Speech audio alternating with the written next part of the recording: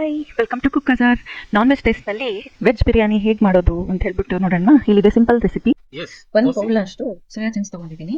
ಅದಕ್ಕೆ combination basmati rice ಒಂದು bowl ಅಷ್ಟು. ಮೊದಲು ಸೋಯಾ ಚಂಕ್ಸ್ ನ ಕುದಿಯೋ ನೀರಲ್ಲಿ ಹಾಕ್ಬಿಟ್ಟು ಚೆನ್ನಾಗಿ ಕುದಿಸ್ಬಿಟ್ಟು ಆಮೇಲೆ ಅದನ್ನ ತಣ್ಣೀರಲ್ಲಿ ತೊಳೆದ್ಬಿಟ್ಟು ಗಟ್ಟಿ ಹಿಂಡ್ಬಿಟ್ಟು ಇಟ್ಕೊಂಡಿದ್ದೀನಿ. ಮಸಾಲೆ ಏನೇನ್ ಬೇಕು ಅಂತ ಹೇಳ್ತೀನಿ. ಬೆಳ್ಳುಳ್ಳಿ, ಹಸಿಮೆಣಸಿನಕಾಯಿ, ಟೊಮ್ಯಾಟೊ, ಈರುಳ್ಳಿ, ಪುದೀನ, ಕೊತ್ತಂಬರಿ, ಶುಂಠಿ. ಈರುಳ್ಳಿ, ಹಸಿಮೆಣಸಿನಕಾಯಿ, ಪುದೀನ ಎಲ್ಲಾನ ಫೈನ್ ಚಾಪ್ ಮಾಡ್ಕೊಂಡ್ಬಿಡೋಣ.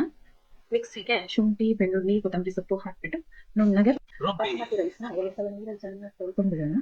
ತೊಳ್ಕೊಂಡ್ಬಿಟ್ಟು ನೀರಲ್ಲಿ ನೆನೆಸಿಡೋಣ ಸ್ವಲ್ಪ ಹೊತ್ತು. ಅಲ್ಲಿವರೆಗೂ ಏನ್ ಮಾಡೋಣ, ಕುಕ್ಕರ್ ಇಟ್ಕೊಂಡ್ಬಿಟ್ಟು ಅದರಲ್ಲಿ ಪಲಾವ್ ಎಲೆ, ಚಕ್ಕೆ, ಲವಂಗ ಎಲ್ಲ ಹಾಕ್ಬಿಟ್ಟು ಚೆನ್ನಾಗಿ ಫ್ರೈ ಮಾಡ್ಕೊಳ್ಳೋಣ. ಕತ್ತರಿಸಿಟ್ಟಿದ್ದ ಈರುಳ್ಳಿ, ಹಸಿಮೆಣಸಿನಕಾಯಿ, ಪುದೀನ ಹಾಕ್ಬಿಟ್ಟು ಗೋಲ್ಡನ್ ಬ್ರೌನ್ ಬರೋವರೆಗೂ ಫ್ರೈ ಮಾಡೋಣ. ಕಟ್ ಮಾಡಿಟ್ಟಿರೋ ಟೊಮೆಟೊ ಹಾಕ್ಬಿಟ್ಟು ಚೆನ್ನಾಗಿ ಫ್ರೈ ಮಾಡೋಣ. ಅದಾದ್ಮೇಲೆ ರುಚಿಗೆ ತಕ್ಕಷ್ಟು ಉಪ್ಪು ಹಾಕೊಳ್ಳೋಣ.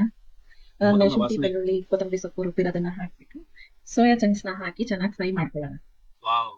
ಈಗ ನೆನೆಸಿಟ್ಟಿರೋ ಬಾಸುಮತಿ ರೈಸ್ ನ ಕುಕ್ಕರ್ಗೆ ಹಾಕೋಣ. ಅದಕ್ಕೆ ಸರಿಯಾಗಿ ಬೇಯುವಷ್ಟು ನೀರ್ ಹಾಕೋಣ ಅಳತೆ ಮಾಡ್ಬಿಟ್ಟು.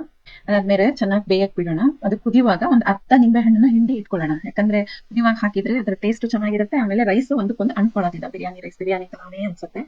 ಚೆನ್ನಾಗಿ ಅಲ್ಲಾಡಿಸ್ಬಿಟ್ಟು ಕುಕ್ಕರ್ ಲಿಡ್ ಮುಚ್ಚೋಣ. 3 ವಿಸಿಲ್ ಬರೋವರೆಗೂ ಕಾಯೋಣ.